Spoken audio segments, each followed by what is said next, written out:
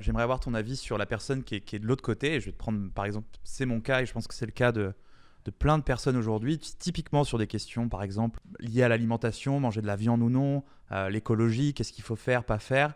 Ce truc où peut-être que toi, de base, certaines de ces causes-là, c'est pas dans tes valeurs, tu t'es pas vraiment informé sur le sujet, et il peut arriver ce truc de culpabiliser, de putain, je sais pas, ça m'intéresse pas spécialement, mais est-ce que je suis pas une mauvaise personne, entre guillemets, à pas m'y intéresser, à pas faire ce que les gens qui ont cette cause disent. C'est quoi ton conseil? Est-ce qu'il faut se positionner?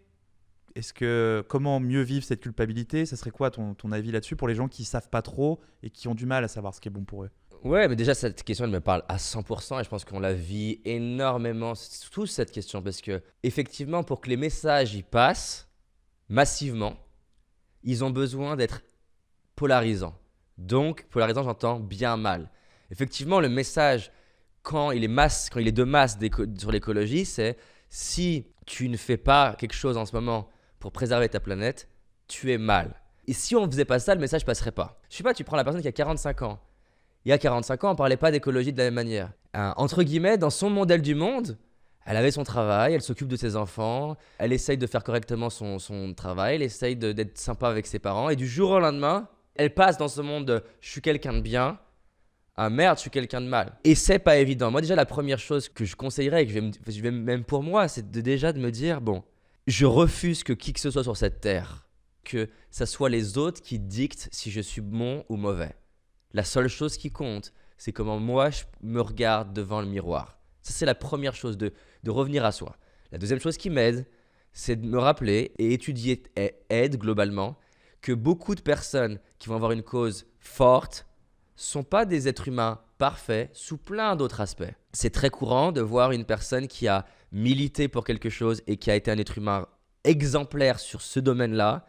On prend Mandela qui était exemplaire et qui m'inspire beaucoup sur plein d'aspects, qui dans sa relation avec sa femme et avec ses enfants était pas exemplaire. Et donc, ça permet de prendre du recul et dire bon, et ça va m'amener sur le truc complet, c'est que moi je considère qu'il y a à apprendre de tout. Et j'ai pas envie de, parce que ça m'intéresse pas, me fermer. Mais avant d'y aller par culpabilité, je veux me rappeler, hey, je fais de mon mieux. Hein. Je me lève pas le matin avec l'intention de détruire ma planète. Je me lève pas l'intention avec le fait de détruire les gens. Et donc, je vais être cool avec moi. L'autre chose, les messages de masse sont tous polarisants et urgents. Donc, je sais avec l'expérience, avec le temps maintenant, que pour que le monde change, on a besoin de créer un phénomène d'urgence. Mais on n'est pas à l'heure, on n'est pas à la journée, on l'est rarement. Le message, il est arrivé à moi justement parce qu'il est mis en mode bien mal et justement parce qu'il est mis en mode c'est la catastrophe.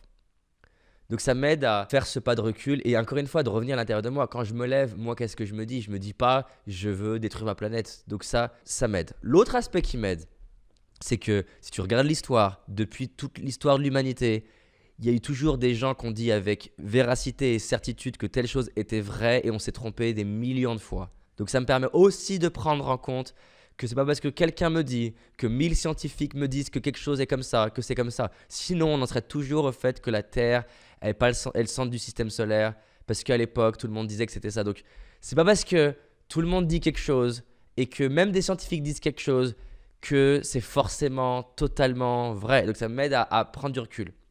Maintenant, j'essaie d'aller dans l'autre sens, que c'est pas parce que j'ai grandi dans un environnement où l'écologie n'était pas importante et que c'est un truc qui arrive maintenant, que ça veut dire non plus, parce que l'histoire montre aussi, que le racisme, pour plein de racistes il y a 500 ans, c'était normal.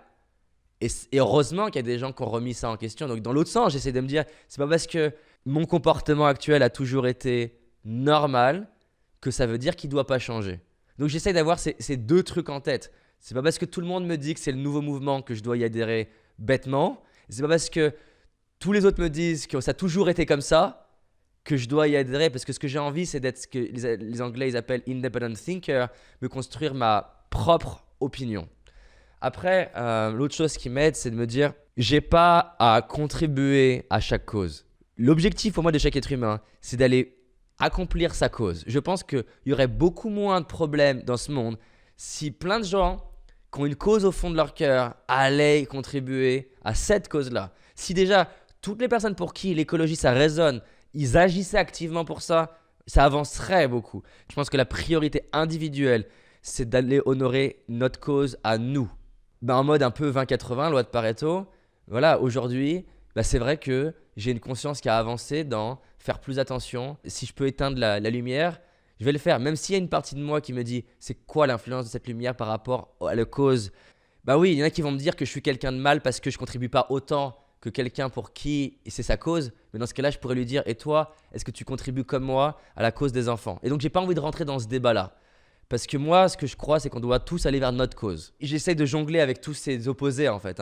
À la fois, moi, je me dis vraiment, là, je pense que je suis convaincu qu'il y a quand même quelque chose à faire d'important sur l'écologie, qu'il faut qu'on se bouge nos fesses. De l'autre côté, je garde la possibilité qu'à tout moment, un groupe d'ingénieurs et de créatifs peuvent nous pondre un truc qui peut nous renverser notre pire problème, même pas en un truc qui est plus un problème, en notre meilleur avantage.